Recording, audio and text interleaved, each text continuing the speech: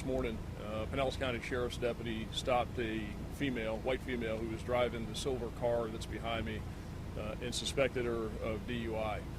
As that deputy, who's Deputy Tom Randall, and he had a deputy recruit with him, was conducting the DUI investigation, they had her out of the car performing field sobriety tests.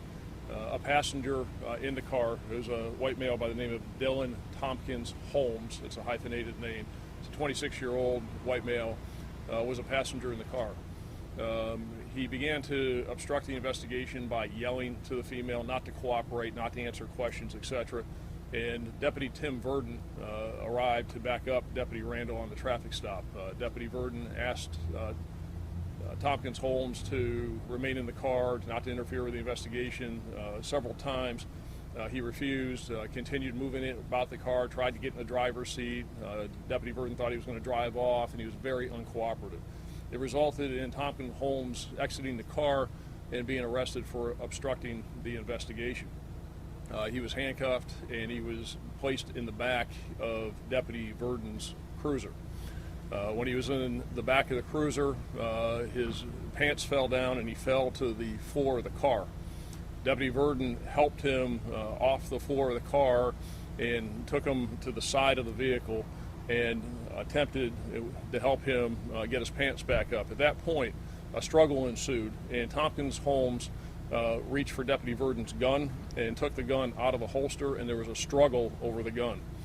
During the course of that struggle, Deputy Verdon was concerned and feared for his safety and his life, as his gun was in the hands of Tompkins Holmes, and they continued to struggle for it. Deputy Verdon was able to get his gun back, and he shot Tompkins Holmes twice.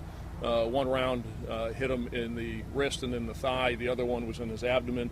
He's at Bayfront Medical Center. He's in surgery, and from what we're told now, he's expected to live.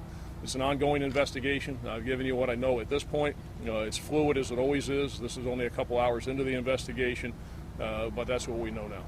Sheriff, you're live right now on News Channel 8. Our big question here, did you say he was handcuffed, but he still reached and grabbed a gun? How is that? Right, well, and it happens that way, and it can happen very easily under those circumstances. And again, this is a fluid investigation, but when somebody is handcuffed behind their back, they can move around, and depending upon the angle. And what happened is that based on the angle the deputy was at and the angle that Tompkins Holmes was at, he was able to reach and put his hands around the side and grab the deputy's gun, from what we know at this point. But he never shot, right?